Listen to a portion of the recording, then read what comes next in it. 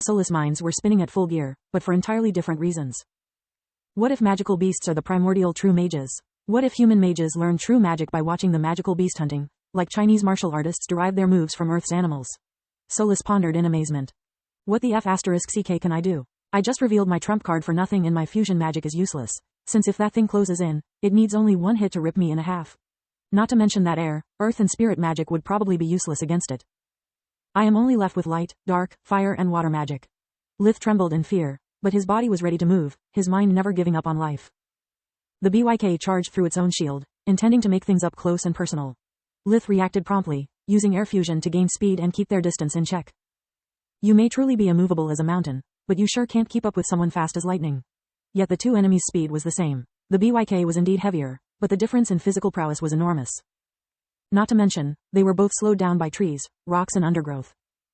Lith felt reassured noticing that the BYK couldn't close in, since he could still resort to fly as a desperate measure. Unbelievable speed, my pale ass. This thing is fast, but not that much. Eckert and his men were either too scared or hallucinating. The game of tag went on for a while, with Lith throwing ice spears whenever he could spot an opening, and the BYK using rock projectiles trying to shoot him down. Lith knew that bears weren't supposed to smile, but on the bike's muzzle he could clearly see a smirk, sometimes even emitting a her sound. Is that a laugh? Is that B***starred actually just having fun? While running, Lith moved the fight to his private clearing. He had finally found a path to victory, but he needed to have both hands and legs free, without worrying about tripping on roots or pebbles. Also, the river Philo flowed nearby, greatly enhancing his water magic. Not having to conjure it anymore, Lith could focus only on the manipulation aspect. The BYK moved forward slowly and triumphantly. It knew the prey was now cornered. In front there was only the raging river, while the BYK was plenty capable of cutting off any other escape route. But soon it noticed that something was off. Not only the smell of fear was gone, the prey had ceased to run, standing firm with the river at his back, watching the bike's every move with defiant eyes. The BYK slowed down even further, trying to suppress its overbearing bloodlust and looking again at the surroundings. Suddenly it remembered about all those dangerous ice spears, realizing it was a trap. But it was too late, it had already got too close to the river. Tendrils of water grabbed its legs, trying to drag the BYK in the water.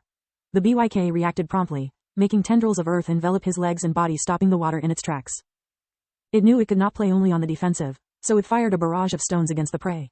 Lith didn't move an inch from his spot, either dodging the rocks, or using his own earth magic to deflect those he could not avoid. It soon became a war of attrition, about whose mana would run dry first.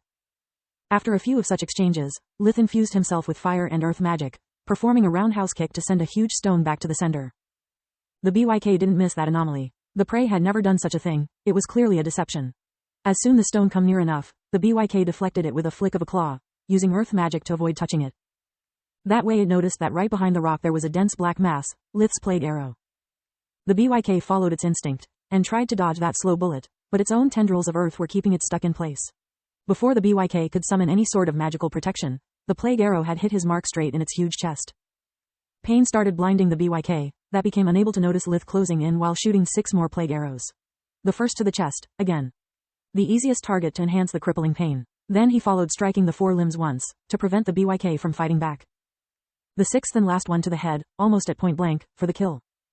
It all happened in barely 3 seconds. In that very short lapse of time the standstill had turned into a victory for the prey. And that saved Lith's life that day. As soon as the BYK let out an agonizing cry, a second one, even bigger, came out rushing from the woods. It wasn't fast, there were 2 of them. That's why they could play with the hunters like a cat with a mouse. Lith used air fusion to stay away, keeping the distance the same he previously had with the other BYK. Luckily the second BYK didn't seem interested in pursuing him, and started to lick its partner affectionately. From its size, it should be a male. The only notable difference is that his fur has shades of black instead of green. No wonder the hunters weren't able to tell them apart, Solus observed. You better make use of this time to replenish your mana. We don't know what it's capable of. Lith immediately used the invigorating breathing technique, letting the world energy replenish his lost mana and washing away his fatigue. Thanks to the good night's sleep, invigoration effect was at its peak, and it would not take Lith long to recover.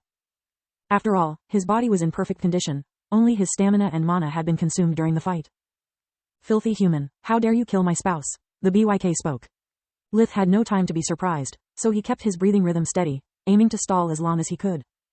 Wow, you talk, I didn't know bears could talk. Lowly maggot, I'm not a bear, I'm Ertu, the new king of the woods, and she was my queen, Gerda.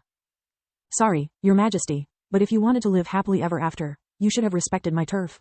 I don't care what you do on the east side of the woods, but the west side is mine. Not to mention that I know a rye that could refute your claim. Awry? R2 moved away from the carcass, putting enough distance from the river to be safe from the man-pup tricks. You mean that weakling? The mud is as good as dead. R2 grinned while slowly moving forward. Don't come any closer, Lith ordered. If you leave now and promise to never return, we can close it here. Otherwise one of us will have to die. Her. R2 laughed. You will not die, murderer. I will just rip off your legs and arms. Then I'll follow your scent back to your burrow and will devour your family alive, in front of your eyes. Only then we will be even. Lith dropped the act like a live grenade. I never intended to let you walk away alive from here. I only had doubts about how much make you suffer. Thanks for clearing them up for me. Such arrogance for a weak man pup. I will not fall for your trickery, like my poor Gerda. I have watched the whole time. The only reason you were still alive is that she loved so much playing with you vermin, before biting your head off. It's all my fault. I shouldn't have indulged her so much. If I had killed you back then, she would still be alive. R2 roared, getting even closer. Lith had already fully recovered and some more. If you want so bad to apologize to her, let me send you to the other side. Despite all his provocations, R2 remained calm and collected, always keeping a safe distance from the waters. He is too confident. I have a bad feeling about this. Why does he keeps advancing despite what happened to the other BYK? Lith fought back the temptation of using all the extra mana from the world energy in one go, limiting to a single plague arrow. Instead of dodging it, R2 stood up on its legs, laughing cruelly. When the plague arrow hit the bike's heart, Lith could see thanks to life vision that instead of attacking its vital organs, the dark energy was being assimilated by R2's core. Did you really think to be the only one that have mastered dark magic, maggot? Now die. R2 jumped forward, and before Lith could take advantage of its inability to dodge in midair, 4 rock formations abruptly erupted from the ground, right where R2's paws were going to be. That way the BYK was able to jump forward once more, his speed further increased by the 4 rocks' borrowed momentum. In less than a second Lith was robbed of his opportunity to counterattack, while R2 had turned into a 1-ton bullet. To evade the attack Lith had not only used air fusion, but also to roll forward. The BYK was too fast for a real dodge, his only option was to pass under it.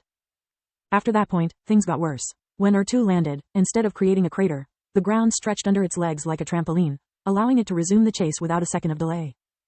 What the F***CK? You can do that with earth magic? Lith bit his lower lip hard, cursing his own ignorance. He was a self-taught after all. The only knowledge he had about true magic was what he discovered experimenting by himself. Clearly the BYK was a natural at magic, and had refined its mastery over earth through the years, aptly adapting it to best suit its hunting techniques. Making a split-second decision, Lith kicked the ground with his left leg while using all the mana he could to infuse himself with earth magic, boosting his defense. Thanks to the clean cut in his previous trajectory, Lith got only grazed on the chest from R2's claw. Yet it was enough to rip off his chest protector and graze the underneath skin. Lith instinctively used light fusion to stop the bleeding and gain a healing factor. The mid-air strike had messed up the bike's tempo, so after the second jump it was forced to stop. Lith used that moment of pause to activate Soaring Hawk and take flight. The opponent was clearly superior, he had almost run out of options.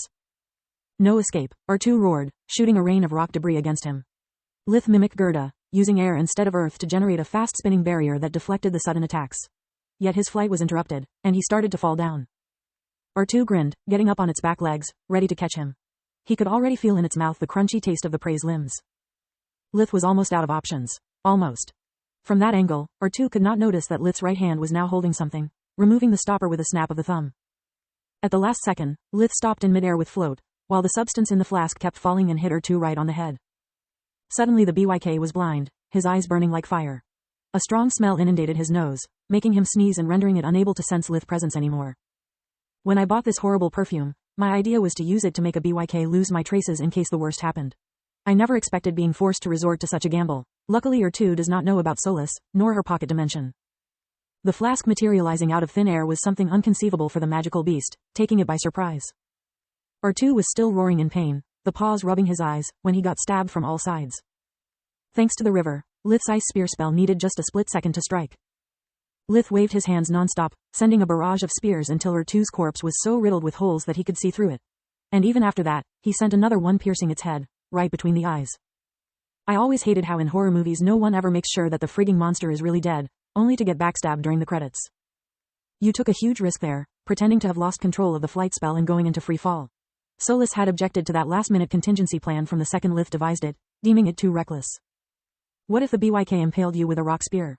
What if instead of waiting for you to come down, it had jumped to finish you off? That would have been merciful. R2 was too cruel to do such thing. Lith replied without hesitation.